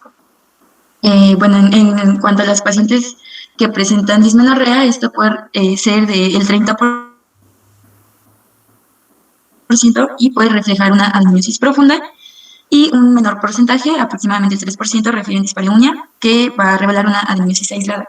También esta condición puede ser la razón de una infertilidad de un 11 al 22% por trastornos anatómicos, inflamatorios, inmunológicos, hormonales, como pues ya lo abordamos. Y en este caso, pues también se presenta un dolor pélvico de tipo crónico, cíclico, y que pues se asocia a la menstruación. También el ritmo ayuda a diferenciar el ritmo menstrual, es decir, que se presente que se asocie a este ciclo nos va a ayudar a diferenciar de las otras enfermedades, otras condiciones como digestivas, vesicales y musculares que nos puedan propiciar el dolor. Y bueno, aquí lo más característico, pero inespecífico, porque no es la única enfermedad que lo presenta, es el dolor pélvico y la menorragia progresiva del 50 al 60%, y también se puede presentar con metrorragia. Entonces, pues, como vemos, no hay un cuadro clínico característico que nos indique la presencia de miomas. ¿Le puedes dar la siguiente, por favor? Sin embargo, ¿Qué es la menorragia? Angie Rosales Salazar, ¿qué es la menorragia?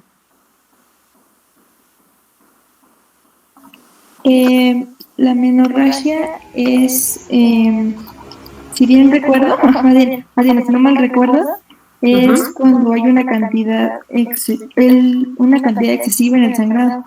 Así es. ¿Y la metrorragia?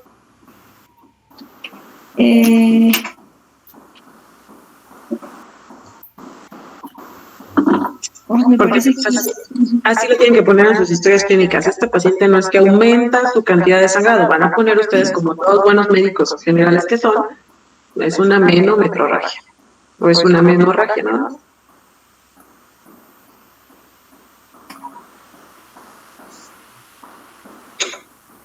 Ok. Bueno, y como... Sí, doctora, gracias. En cuanto al estudio que se pide de primera línea, es una ecografía transvaginal, la cual pues nos puede mostrar la simetría de las paredes miometriales, tanto anterior y posterior, y una zona heterogénea mal delimitada. También se podría solicitar una ecografía transabdominal, sin embargo la sensibilidad y especificidad son bajas. Y bueno, si no se detectan estas lesiones que pueden, en la ecografía transvaginal se pueden presentar estrías, nódulos ecogénicos, quistes miometriales principalmente, lo cual esto pues nos puede ayudar también a la diferencia entre, por ejemplo, la principal enfermedad que se hace el diagnóstico diferencial, que es miomatosis uterina, porque en el caso de adenomiosis se presentan quistes y no una masa, quistes mal delimitados. E incluso, bueno... Dentro del útero. Sí. Y bueno, si no se encuentran estas lesiones, se podría solicitar una resonancia magnética, aunque realmente pues no siempre está disponible, entonces no hay que tomarla como de ella para hacer el diagnóstico, pero pues aquí se podría encontrar lo que nos mencionaban al principio, un engrosamiento de la zona de la unión de mayor a 12 milímetros, es lo que podría dar el diagnóstico de adenomiosis, aunque pues es lo más característico en nuestros pacientes, pues se tiene que complementar también con la clínica que habíamos visto. Además de otras lesiones como adenomiosis difusa, zonas focales hipointensas y mal delimitadas. La siguiente, por favor.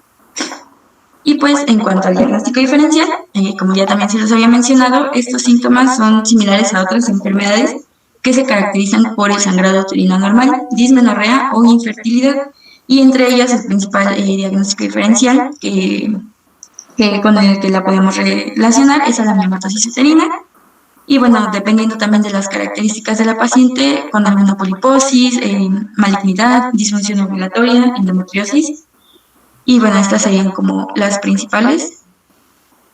Y pues con la historia clínica y con los estudios complementarios podemos hacer la diferencia e incluso ya el diagnóstico definitivo de adenomiosis. La siguiente, por favor. Bueno, ahora hablaremos un poco acerca de la clasificación, que más que una clasificación, hoy en día ya se considera como un sistema de reporte. Si leyeron, bueno, los que hayan, podrán haber encontrado diferentes clasificaciones. Las que más se utilizaban es esta de diferenciación, en focal o difusa, y también utilizaban la de leve, moderada y severa, que es respecto a la extensión. Pero hoy en día pues se tiene que hacer este reporte con todas las características, y esto se hace con 7 ítems o con 7 puntos. Entonces ahorita vamos a ver cada uno un poquito más a fondo, pero bueno, el primero es si existe o no la adenomiosis, Y esto, más que si existe o no, se refiere a la presencia de esta y qué tan alterado está pues el útero, si está con una forma normal o con una forma anormal. Ahorita lo vamos a ver. También vamos a ver la localización, la diferenciación, si es quístico o no quístico, qué tan, bueno, cuáles capas son las que están envueltas, cuál es la extensión de la lesión y el tamaño de esta. Entonces, bueno, veámoslo un poquito más a fondo. Primero tenemos entonces la presencia de la enfermedad y lo vamos a clasificar prácticamente en normal o en anormal. En caso de que sea anormal, pues van a existir muchísimas anormalidades que podemos ver y estas prácticamente las tenemos que describir utilizando la terminología de MUSA, que es la Sociedad Internacional de Morfología Sonográfica del Útero. Eso significa MUSA. Sí. Y bueno, pues en esas anormalidades pues podemos encontrar un útero globular o en forma de globo, que sea asimétrico, que tenga ya la presencia de los quistes, que tenga una vascularidad translesional y otras más. Entonces, pues básicamente lo que tenemos que decir es anormal o es normal. Después ya tenemos que hablar acerca de la localización y lo único que tenemos que hacer es describir si está anterior, posterior, si está lateral en el borde lateral izquierdo, en el derecho o si está en el fondo.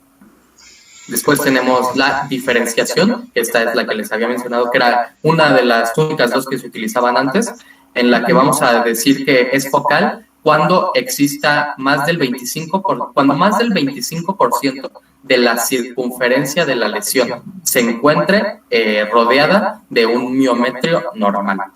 Cuando se va a considerar difuso cuando la circunferencia de la lesión está rodeada por menos del 25%, como podemos ver en este ejemplo.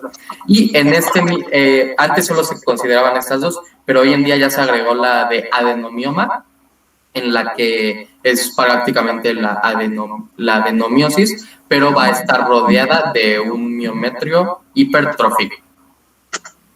Y posteriormente tenemos, se olvidó, tenemos el grado mixto en el que va a haber varias lesiones y tiene que haber por lo menos una focal y una difusa. Y ya después tenemos el ítem 4, que es si existe un quiste o no existe un quiste. Y cuando es quística, básicamente como nos lo mencionó mi compañera, pues vamos a tener que se va a ver un líquido, va a tener un contenido principalmente líquido, que lo vamos a ver anecoico o con una ecogenicidad baja, y va a estar rodeado por un aro ecogénico. Y bueno, aquí está la lesión, en este caso no hay quistes, y en este caso sí hay quistes, y así lo vamos a ver. Y ya los últimos ítems son el involucro de las capas uterinas. En este caso, pues, dependiendo de cuántas afecte, lo podemos dividir en el subendometrio, que también lo podemos encontrar como el miometrio interno, o no supe cómo traducirlo, pero en la bibliografía en inglés lo mencionan como junctional zone. Después también tenemos el involucro del miometrio medio y el del miometrio externo. Esta zona es una zona de conjunción. Es como la capa basal del endometrio, la que está en íntima, está junto al miometrio y la capa basal del endometrio. Esa zona. Esa zona es la zona como basal, digamos. Ok, perfecto. Gracias, doctora. Y bueno, posteriormente tenemos la extensión, que esta era la segunda de las clasificaciones que se utilizaba anteriormente, en el que vamos a clasificarlo en leve cuando involucra a menos del 25% del miometrio total. Aquí se tiene que encontrar que es una de las más subjetivas. Del 25 al 50% pues va a ser moderado y severo mayor al 50%. Y ya por último tenemos el tamaño. El tamaño, como podemos ver en la imagen anterior, pues podemos tener diferentes lesiones. Entonces vamos a tomar el diámetro de la lesión más grande que encontremos y ese es el que vamos a reportar. Y pues ya regresándome, pues ya tenemos todo el sistema de reporte en el que vamos a empezar con este ítem y tenemos que terminar con este. No nos podemos saltar ninguno. Se tiene que hacer una descripción total para que cualquier otra persona que lo lea pueda entenderlo. Y de hecho esto se hizo para que en los reportes de casos clínicos se pudiera dejara de ser tan subjetivo y se pudiera comprender mejor cuál era la lesión. Así es. Ok. Último, el tratamiento. Igual de primera línea va a ser el manejo del dolor con AINES. Y posterior, en hormonal, se prefiere Viu de levonorgestrel. Porque tiene el efecto directo de los profestágenos sobre las adenomiosis, lo que hace una desvisualización y posterior atrofia del endometrio, pues que está fuera de autópico, pues. Si no funciona, entonces también se acude igual a la cirugía laparoscópica, que va a ser conservadora, y se hace una ablación endomiometrial. Pero como esto se presenta más esta patología se presenta más en mujeres que ya tienen paridad satisfecha, entonces el tratamiento definitivo pues va a ser la histerectomía. Y ya. Bueno, déjenme compartirles algo, ya nada más para terminar. Bueno, la bibliografía, no sean malitos, compartan la presentación, está buenísima, me gustó bastante, les felicito, muy buena revisión. Pero déjenme presentarles ahora. Como todos buenos médicos, o sea, ya vimos todo el trasfondo médico que tenemos que saber, pero ¿cómo lo van a sospechar? Esta enfermedad, como es localizada al útero, finalmente, esta enfermedad va a ser deformante del útero, ¿no? O sea, lo va a inflamar. Obvio, cuando está menstruando, como estos focos endometriósicos literal van a menstruar sobre el miometrio, pues va a doler más. Pero generalmente esos focos generan una inflamación constante. Y entonces ustedes dicen, no, pues no tiene masas pélvicas, y bueno, creo que es una endometriosis. Bueno, pues le hacen un ultrasonido y le envían un ultrasonido a la paciente. Y entonces, en el ultrasonido van a identificar una deformidad del útero, que no son miomas, simplemente va a estar como irregular y va a estar aumentado de tamaño. Su volumen va a estar aumentado. Y entonces van a decir, pues es una adenomiosis, ¿no? Y entonces ustedes, por eso deben de saber cuánto normalmente mide el útero y cuánto pesa el útero. ¿Alguien sabe? Mide 6 por 4 por 5, ¿no? En niñas sí. Me acuerdo que alcanzaba una longitud de 10 centímetros, de entre 7 y 10 centímetros. ¿Me están adivinando o sí saben? Nada más me acuerdo de esa medida. Ok, bueno. Generalmente la longitud, aquí les voy a presentar, estos son ultrasonidos que yo hago en mi consulta. Este es el estudio de elección para una paciente que ya tenga vida sexual activa, pues el estudio de elección va a ser siempre una ecografía transvaginal. El ultrasonido atraviesa capas, ¿no? Y cuando lo hacemos vía abdominal, pues tiene que atravesar más capas. La piel, el tejido celular, la poneurosis, los músculos, los intestinos, para llegar a ver el útero. Y entonces cuando lo vemos vaginal, pues vemos directo al útero. Entonces imagínense que esto que estoy señalando, ¿sí alcanzan a ver que estoy señalando? Sí, doctor. Ok, esto que estoy señalando es la sonda transvaginal. Ahí esto soy yo, digamos. Y entonces estoy viendo como de alguna manera inversa, porque lo estoy poniendo en una situación que para mí sea entendible, estoy viendo directo al útero. ¿Qué es esto? Es un corte, digamos,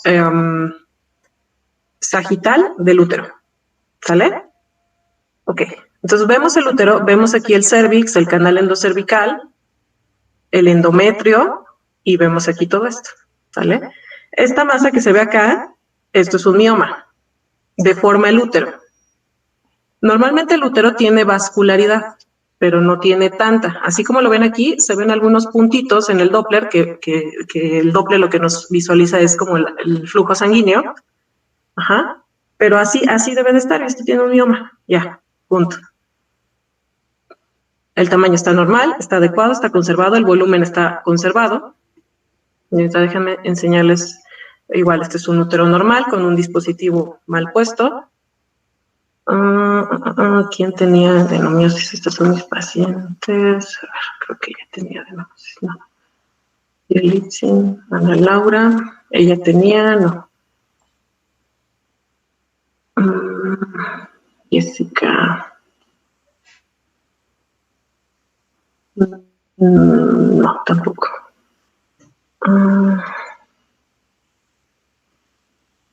Es un mioma. Ay, no encuentro una. Este es un útero en retro. Judith me parece que tenía.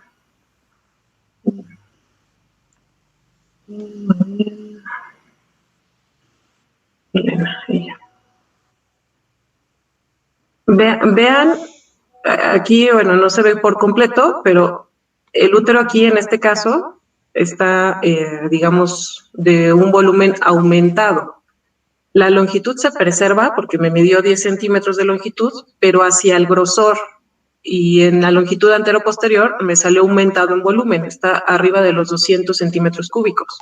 Y si ustedes ven, la vascularidad se aumenta muchísimo en todo el tejido. ¿Vale? Entonces aquí diríamos que es una adenomiosis en la cara anterior del útero. ¿Ok? Entonces ustedes cuando pidan un ultrasonido se tienen que fijar no nada más en lo que dice el reporte. Yo sé que ustedes, a lo mejor algunos iban a ser radiólogos, ¿no? A lo mejor no, pero finalmente cuando empiecen a hacer su práctica, ustedes van a ver un ultrasonido, un dolor pélvico que no tiene, que sus ovarios se ven normales, que no tiene una masa pélvica, pero que tiene dolor a la menstruación, y que cuando hacen la exploración física, aunque no esté menstruando, va a doler al momento de hacer el tacto bimanual o palpar el cervix, va a doler. Y ese dolor, sumado al ultrasonido aumentado, con un útero aumentado en volumen y con una vascularidad aumentada, normalmente no se debe de ver así, se deben de ver así como puntitos muy localizados, que eso es la vascularidad normal. Aquí está aumentada. Cuando lo vean así, entonces es una adenomiosis. Y entonces, ¿qué hacen? Ustedes sí pueden hacer uso de las dos líneas de tratamiento. El primero son AINES, ¿no? Le dan su AINE, que debe de ser tomado efectivamente para bloquear toda esa vía de la ciclooxigenasa para inhibir la inflamación local 2 días previos a su periodo menstrual. Y entonces aquí sí dan anticonceptivos combinados, aquí lo único que van a hacer es promover la enfermedad. Entonces por eso se recomienda de segunda elección un DIU con progestágenos, ¿ok? Entonces ustedes le dan AINES, en 3 meses no mejora el dolor, mejora, ya le hicieron, así la siguen toda su vida y le dicen que es una enfermedad que no se le va a quitar. ¿Ok? Bien, ¿con eso se queda tranquila? ¿No? Ok, bueno, entonces si quiere un método de planificación, le ponen su dispositivo de levonorgestrel. Ajá, hay muchos ya, antes nada más había Mirena, ahorita ya hay un montón en el mercado. El que tengan, póngale su dispositivo intrauterino con levonorgestrel y eso va a limitar la enfermedad, pero en cuanto lo quitan, va a seguir con el problema. Si ya no quiere tener más hijos, el tratamiento curativo, quitar el útero, es donde está el problema. ¿Sale? Entonces ya la mandan con un especialista. ¿Ok? Bueno, ese es como en cuanto a adenomiosis. ¿Alguna pregunta? Yo tengo una, doctora, que busqué cuando quería exponer y de hecho no lo encontré.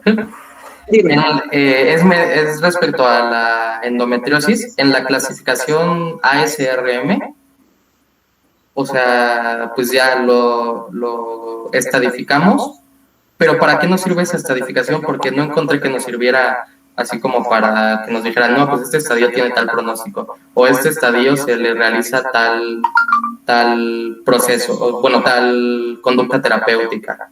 O sea, no encontré nada, solo encontré que se clasificaba, pero supongo que si se clasifica debe ser por algo, ¿no? En realidad la vas a clasificar únicamente para saber el tratamiento que le vas a dar, ¿no? Ajá. Entre más difusa sea la enfermedad, es más agresiva y sintomática. Ok. Pero eso es lo único, ¿no? Y entonces, si es una enfermedad difusa en una mujer en edad, o más bien que todavía desea tener hijos, pues entonces tú lo que vas a hacer es pues, ponerle tratamiento con AINES y un dispositivo levonorgestrel hasta que se quiera embarazar. Si no, si es una enfermedad difusa, le dices, ¿sabes qué? Su mejor tratamiento es para que es únicamente pues la histerectomía. No hay más. Ok. Gracias. Es básicamente para eso, pero no tiene como en sí pues alguna utilidad más que la de tratamiento dirigido. Es que como no lo había encontrado, me imaginé que era igual que con la que acabo de dar de adeno, que era así como para reportar el caso, más que para clasificar o estadificar. Pero bueno, ya veo que sí, entonces. Así es. ¿Alguien más? Doctora, bueno, encontré que para tratamiento de primera línea en endometriosis se ocupaba los anticonceptivos orales, bueno, después de los AINES, pero estos podían hacer de manera no continua y ya en la segunda línea ya se ocupan continuos. Entonces, no sé si podamos usarlos así o... Mira, generalmente lo que tratamos de hacer con un tratamiento con anticonceptivos o cualquier tratamiento que bloquee todo el eje hormonal es tratar de hacer que ese endometrio ectópico se desaparezca. Ustedes lo van a ver conforme vayan haciendo sus prácticas, que las mujeres que tienen endometriosis que logran un embarazo, el embarazo es como dejarlas en menopausia tantito y ese endometrio no va a estar estimulado. Y a veces con eso, esos focos endometriósicos se desaparecen, ¿sale? Entonces, el darle de manera intermitente los anticonceptivos hormonados es para ver más bien si con ese tratamiento de 3 meses, de 6 meses de anticonceptivos hormonales, ese endometrio se logró disminuir al grado tal de que ya no genere nueva enfermedad. Pero si te regresa al mes o a los 2 meses otra vez con sintomatología, pues entonces es una enfermedad que no se va a limitar tan fácilmente, ¿vale? Ahora, esa es la finalidad de darle un tratamiento, tratar que esos focos endometriósicos no proliferen, no secreten la secreción de la menstruación propiamente que van a generar esos focos endometriósicos, pues es lo que genera el dolor, la inflamación, las adherencias, la infertilidad, ¿no? La idea es no llegar a la infertilidad y tratar de evitar tratar de evitarle mayormente el dolor pélvico, ¿vale? Que eso es lo que incapacita a una mujer, ¿no? Sí, gracias, doctora. ¿Alguien más? ¿Cuántas mujeres somos en este grupo?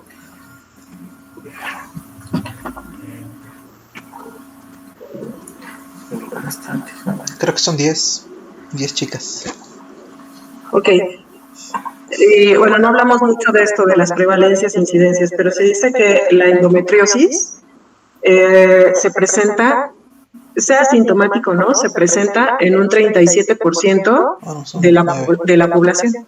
Entonces, imagínense que nosotros las que estamos aquí, 3 tienen algún grado de endometriosis, 3 o 4 tienen algún grado de endometriosis, ¿vale? Entonces, por eso es una enfermedad tan frecuente que ustedes lo van a ver tan frecuente, es un motivo de consulta que van a ver todos los días y entonces por eso es importante que ustedes sepan como todos los mecanismos de la enfermedad para que puedan iniciar con AINES. Si ya saben que no funcionan los AINES en un periodo de 3 meses, nos vamos a anticonceptivos combinados en el caso de la endometriosis y si no funciona, pues entonces ya mejor la derivamos con un especialista. No se queden esas pacientes, ¿vale? Sí, doctora. Y hacer el hincapié de que es una enfermedad que no se cura. Igual que vamos a ver el día de mañana con ovario poliquístico. Son enfermedades que se controlan, no se curan. ¿Sale? Entonces tiene que hacerse sus revisiones continuas y debe estar en tratamiento continuo. Ok, con ovario poliquístico, mañana tienen clase de ortopedia en la mañana. Sí. Ok, entonces, nosotros, ¿a qué hora acaba su clase? A veces 8:30. Sí, suponemos que 8:30, porque mañana exponemos el de fractura de húmero y está un poquito largo. Ok. Bueno, pues nos vemos, sí, nos vemos 8:30. Sí, doctora. Sí, doctora. Nos vemos 8:30. Aunque ¿será posible que mañana podamos ver la clase a las 2 de la tarde, para no cortarla porque tengo un poquito saturada mi consulta. Entonces tengo el espacio disponible de las 8 de 8:30 a 10 de la mañana. No, sí me queda bien. No, sí, nos vemos 8:30 a 9 de la mañana. ¿Les parece? Sí, doctora, nada más que una cuestión. Por lo mismo que pasó hoy, no sabemos si mañana se puede extender un poco más la sesión. No sé si sí sea un poco conveniente en la tarde o qué opina el grupo. No sé si prefieran tener las clases de seguido o dar este espacio para tomarlo un poco más tarde, porque sí, bueno, tenemos entendido que la clase de mañana sí es un poco extensa.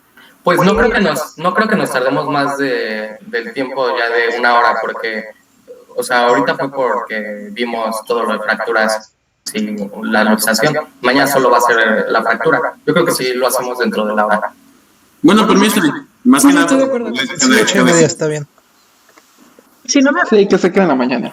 Y si no me avisan, finalmente si van retrasados, me avisan en un mensajito. Ya tienen, creo que Juan Pablo tiene como mi correo, entonces me pueden mandar un mensajito de vamos retrasados. Creo que no me llegó, doctora. Lo estaba buscando. Sí, porque me dijo que me iba a enviar una liga de Zoom y creo que no me llegó. No, pero tienes ahí ya mi teléfono. Ah, sí, en WhatsApp sí. Ajá, entonces igual me pueden avisar ahí en WhatsApp que van retrasados. Si quieren dejamos la clase a las 9. También eso me da tiempo como para yo hacer algunos ajustes en mi consulta. Y nos seguimos con ovario poliquístico. Entonces, ¿a las 9 u 8:30? A las 9, ¿vale? Ok. Sí, doctor. Ahora,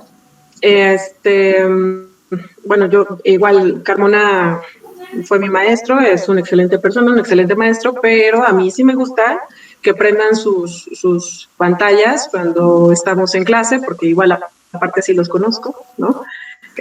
Y así como fue la clase el día de hoy, traté de ver como cuál era su mecánica de dar las presentaciones, pero el día de mañana sobre la clase voy a estar preguntando, entonces sí me gustaría que leyeran todos un poco el tema. Es un tema que es un poco confuso, pero vamos a tratar de hilarlo de tal manera que sea entendible. ¿Para qué? Para que ustedes puedan dar el tratamiento inicial de un ovario poliquístico, porque también es una entidad que es súper frecuente, ¿vale? Entonces, estudien, por favor, que mañana les voy a seguir preguntando, ¿vale? Sí, doctor. Sí, doctora, gracias. Bueno, pues que tengan bonito día, nos vemos mañana. Gracias, doctora. Cuídese. Igual, bye.